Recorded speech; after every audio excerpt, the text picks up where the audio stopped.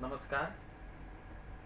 आज देश के लिए दो पंक्तियाँ।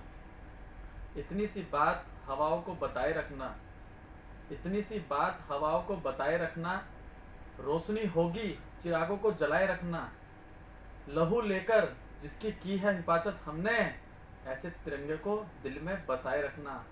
जय हिंद, जय भारत। समस्त देशवासियों को स्वतंत्रता दिवस की बहुत बहुत हार्दिक शुभकामनाएं एवं बधाई। नमस्कार।